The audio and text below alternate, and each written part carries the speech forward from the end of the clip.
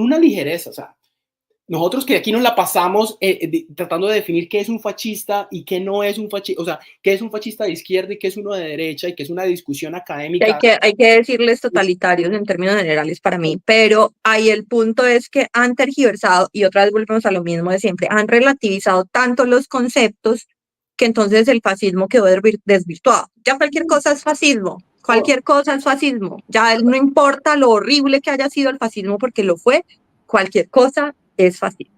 Hasta el punto que mira que las feministas les dicen feminazi.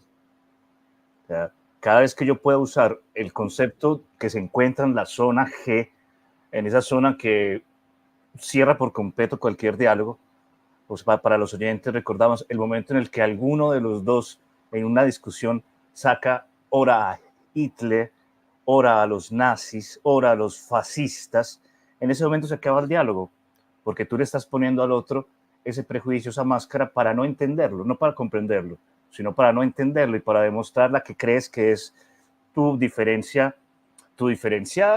de ADN con el otro. Y quiero decirle algo en este momento a los oyentes, especial a mi primo Rodo, que lo quiero mucho. Fíjense que el que se fanatiza aplica lo que nos enseñaba Estanislao Zuleta, y es que a los suyos los juzga por sus ideales, los juzga por sus discursos, los juzga por su supuesta bondad, pero no por sus obras. Entonces, al otro, al enemigo, del enemigo, en cambio, tú crees que él no tiene ideas, que es malo en sí, que es completamente moralmente malo, y a ese sí le criticas las obras, y crees que no tiene ideas. Claro. Esa es la anulación del otro, ¿no? La anulación del otro. Y quisiera introducir, bueno, un tema que a mí me obsesiona, sobre el cual hemos tenido desacuerdos con Hannah, y es de las políticas de identidad, ¿cierto? Hemos tenido aquí la discusión, aquí, pues, cordialmente, desde luego. Eso no fue tan cordial, pero está bien. Digamos que fue cordial. No, claro que fue cordial. ¿Cómo te atreves a decir? No, mentiras. Hannah, entendiendo el contexto de Colombia con los problemas tan graves que existen, pues la política de identidad parece algo superficial. Parece como una tendencia, una moda que va a pasar, ¿no? Entonces yo les he hablado aquí del poscolonialismo, del antirracismo, ¿cierto?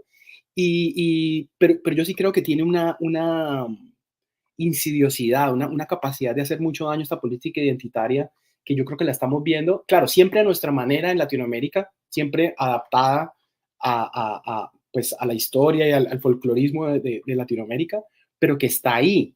Y quería mencionarles, saltar a un punto internacional, y no sé si vieron que la presidenta electa de México, se me olvida su nombre, Sheinbaum, Claudia Sheinbaum, la vi, aquí tengo pues el clip, pero pues México no invitó a la posesión de la presidenta a los reyes de España, ¿no?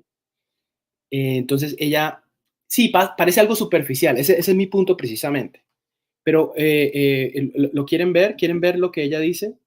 Sí, a mí igual es que me parecen simbolismos, pero además, ustedes ya saben yo qué opino de los españoles en términos generales, y la iberofonía, y la multipolaridad, y todas esas vainas importadas desde España me dan escosor. Y esa es una conversación interesante de tener, ¿no? Académicamente hablando.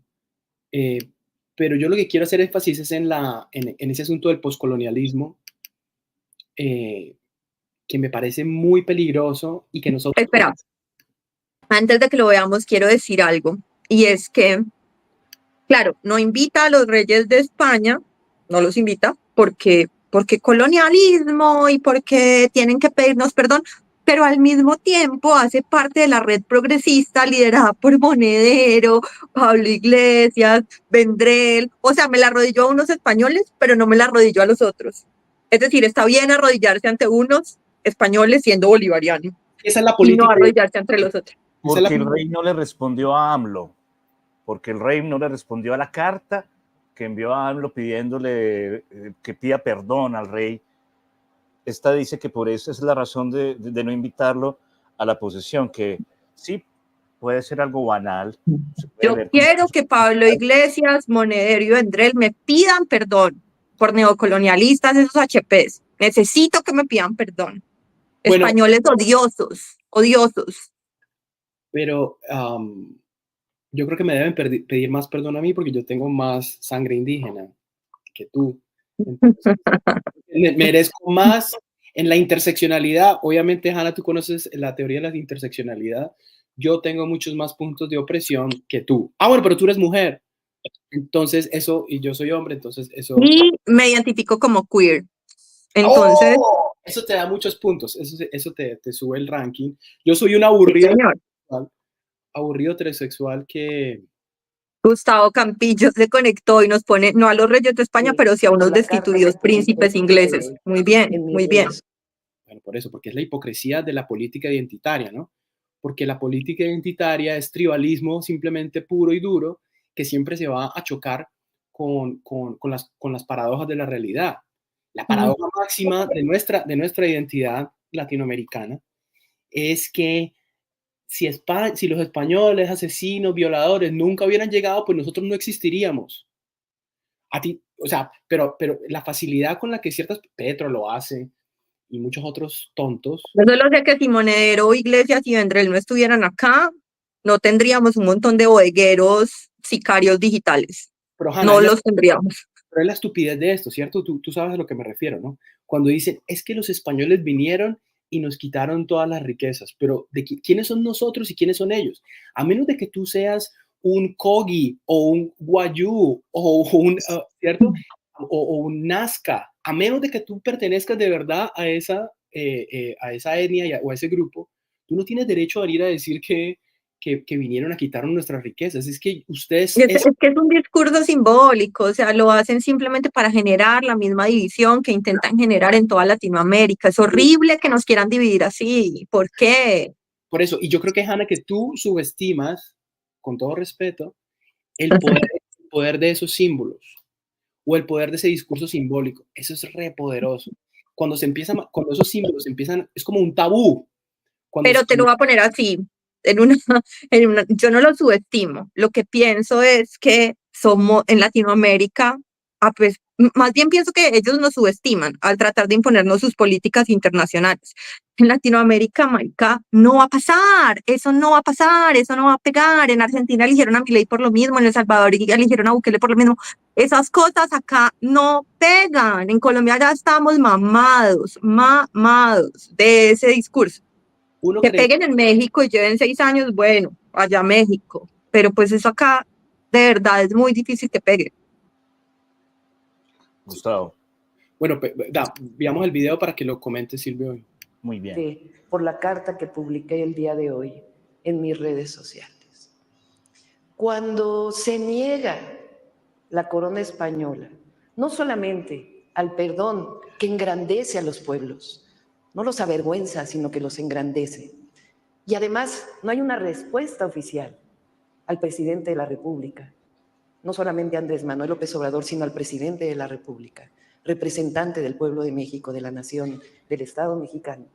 Pues evidentemente no solamente es un agravio al presidente, al hombre, sino al pueblo de México. Y por eso es muy importante que sigamos con esto que nos deja el presidente y que el pueblo de México tiene ya en su corazón.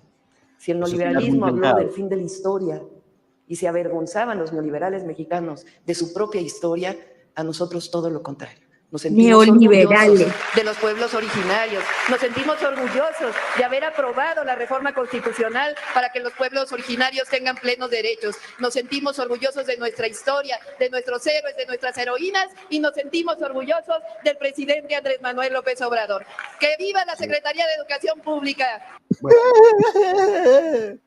Lo dice una blanquita mexicana elitista, lo dice una blanquita mexicana de la élite, Dios mío, uno de los países más clasistas de América Latina es México. México es uno de los países más elitistas. Tribus que se aliaron con el español conquistador para pelear contra Montezuma. O sea, es una gente que desvirtúa la historia a favor de su relato de nicho, de sus ganas de manipular, que uno escucha eso y dice, pues hombre, que le devuelvan todo el oro, como si existiera ese oro también imaginario, ese oro que se llevaron, del que nos ponen a llorar el 12 de octubre, ¿no? El 12 de octubre siempre volvemos, hemos hablado de esto acá, y a ustedes y a sus hijos los van a poner a repetir ese discurso victimista del vinieron, quitaban nuestros dioses, quitaban nuestras lenguas, vinieron y que cómo te llamas tú, mírate al espejo, cuál es la lengua que hablas, cuál era la lengua que hablaban tus Bueno, abuelos. ustedes saben que yo voy a repetir siempre las palabras de Girardot porque odio de verdad que esos españoles de la propaganda estén metidos en Latinoamérica, no puedo evitarlo, los odio, o sea, odio que estén metidos, pero además quería decirles que yo no sé si sabían que es tendencia hoy en X. Hoy en X es tendencia COVID, y es tendencia COVID porque los mexicanos están pidiendo juicio político para Manuel López Obrador por todas las muertes que se produjeron en la pandemia. Y entonces volvieron tendencia COVID en X. Así que el apoyo popular no es tan así. Y además, Claudia Sheinbaum ha tenido unas saliditas bien interesantes que varias personas ya han dicho que es el Santos, es decir, el traidor de México o la traidora de México. Ajá, porque ha tenido unas salidas muy interesantes, muy liberales, más liberales que AMLO en ciertas cosas, como la reforma a la justicia. O sea, hay varias cosas que no le han gustado mucho a la gente y ya varios la están llamando como la Santos de AMLO o la traidora. Y ahí un oyente, Gustavo Campillo, menciona algo que, pues, claro, todos sabemos que ella es judía, ¿cierto? Y tal vez por eso la comparación con Santos, no voy a decir nada muy racista en este programa. No, yo pienso que lo que les decía, la política identitaria es una solución a corto plazo, pero siempre se va a chocar con una paradoja terrible, ¿no? Y volviendo a lo que decía Silvio, es decir, no solo mira tu apellido, es que mira tu genética. ¿Por qué no te haces 21 y yo? ¿Cierto? A los New Yorkers, ¿cómo le dices tú, Hanna? Los de Chapinero, los New Yorkers. Los Tapillorkers y los Teusaquillorkers que ahora manejan la política del país aparentemente, tanto que usaron eso para llegar al poder y ahora ellos son los que la manejan. ¿Y por qué no se hacen el 21 y mí? ¿Por qué no se hacen la prueba genética y verán y comprobarán que tienen genética europea, tanto como tienen genética árabe, judía, indígena y africana? Pues eso somos, eso en Latinoamérica, y por eso Claudia Sheinbaum puede ser la fantástica, fabulosa primera mujer presidenta del país más machista del planeta y de la historia planetaria. ¿Sí o no? Sí, México es bien machista, México es bien machista. Eso es un logro, ese es un cierto logro que es un símbolo que se puede exhibir, pues ¿qué hacemos? Sí, ¿qué hacemos? Los estereotipos existen por alguna razón también. Los lugares comunes existen porque son comunes. Muchachos, llevamos 53 minutos de programa. Pero dijimos que hoy íbamos a poder hablar más. Yo no sé si Gustavo también se tiene que ir, pero pues... También. Ya que los españoles deberían pedir perdón, está de acuerdo con Hanna. Dice Johnny, le piden a España disculpas por lo hecho a un país que no existía en ese momento. Es risible, la nueva izquierda, no a los reyes de España, pero sí a unos destituidos príncipes ingleses. Constantino nos envía un artículo de blog. No será cuestión de sesgo, es indudable. La nueva búsqueda, eso que Jesús encontró en los humildes como masa propicia. Chicos, y la excusa fácil que le llega a las buenas personas, en su mayoría jóvenes incautos. Gracias, Constantino. Gustavo. Déjame hacer una conexión que se me acaba, pues es que es obvia, ¿no? Pero paréntesis, en serio te tenés que desconectar porque dijimos que a esta hora era bien porque podíamos hablar. Lo que pasa es